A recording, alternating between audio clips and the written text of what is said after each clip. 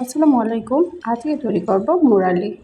মাত্র ২টি উপকরণ দিয়ে কি করে মচমচে মুরালি বানাতে হয় সেটাই করে দেখাবো। যদি ভিডিওটি ভালো লেগে থাকে লাইক দিয়ে দেখা শুরু করবেন। চলুন তাহলে মূল রেসিপি শুরু করা যাক। আমি একটি বাটিতে নিয়ে নিব ২ কাপ পরিমাণ আটা। আপনারা চাইলে এটা ময়দা দিয়েও করতে পারেন। দিয়ে দিব হাফ টেবিল চামচের মতো লবণ এবং ১ চামচের মতো চিনি। দিয়ে দিব ১.৫ টেবিল চামচের মতো ঘি। এখন সবগুলো উপকরণ ভালো করে মিশিয়ে নিচ্ছি। মিশিয়ে নেওয়া হয়ে গেলে তাতে দিয়ে দিব কুসুম গরম পানি। আমি যেহেতু আটা নিয়েছি তাই শক্ত হয়ে যেতে পারে, সেই জন্য কুসুম গরম পানিটা নিলে ভালো হয়।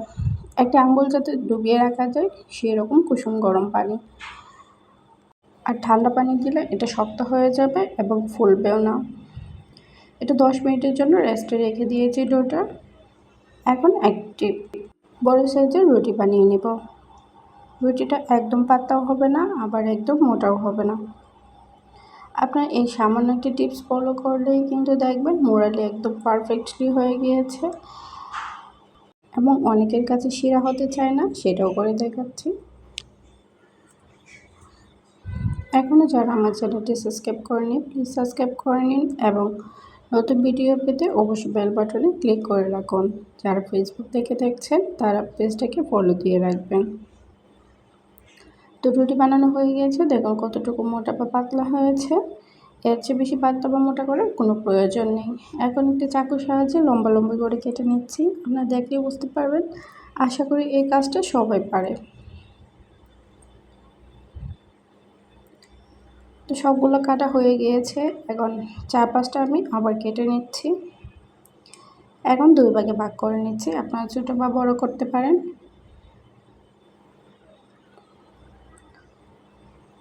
একদম পারফেক্টলি হয়ে গিয়েছে। এখন একটি প্যানে পর্যাপ্ত পরিমাণ তেল গরম করে নিয়েছি। আমি এটা কম তেলে ভাজবো, আপনারা চাইলে একদম ডুবো তেলেও ভাজতে পারেন। এখন তেলের মধ্যে দিয়ে দিয়েছি। তেলটা কিন্তু সামান্য পরিমাণ গরম, একদম বেশি গরম করে দিতে যাবেন না, তাহলে কিন্তু সাথে সাথে পুড়ে যেতে পারে। ১ মিনিটের মতো ভাজার পর একটু নেড়ে ছেড়ে দিচ্ছি। ১ মিনিট ভাজার পর দেখুন অনেকটাই ফুলে গিয়েছে। একদম বেশি ফুললে কিন্তু এটা ক্রিস্পি হয় না। তো কম আছে ভাজার চেষ্টা করবেন ৫ মিনিটের মতো। আমার মোট ৫ মিনিটের মতো সময় লেগেছে। এখন একটি শিরা তৈরি করে নিচ্ছি। প্যানে দিয়ে দিব ১ কাপের চেয়ে সামান্য কম চিনি। আপনার চিনিটা পছন্দ অনুযায়ী দিয়ে দেবেন। দিয়ে দেবো 1/4 কাপের চেয়ে সামান্য কম পানি, মানে ২ টেবিল চামচ পানি দিলেই হবে। এখন শিরাটা ভালো করে ফুটিয়ে নিচ্ছি। আমি এখানে যে চিনিটা ব্যবহার করেছি সেটা সামান্য লাল, সেই জন্য লাল হয়ে গিয়েছে। আপনারা যদি একদম হোয়াইট চিনি ব্যবহার করতে চান তাহলে কিন্তু করতে পারেন, কিন্তু ওটা দেখতে অনেক সুন্দর দেখায়। এটা যখন ঘন হয়ে আসছে এই পর্যায়ে নিমকিগুলো দিয়ে দিচ্ছি। দিয়ে ভালো করে নাড়িয়ে নিতে হবে। এটা কিন্তু অনবরত করতে হবে, নয়তো কিন্তু নিচে লেগে যেতে পারে এবং লাল হয়ে যাবে। আমার এটা ভাজতে মোট ৩ মিনিটের মতো সময় লেগেছে। ৩ মিনিটের মধ্যেই হয়ে গিয়েছে। তো এখন নামিয়ে নিচ্ছি।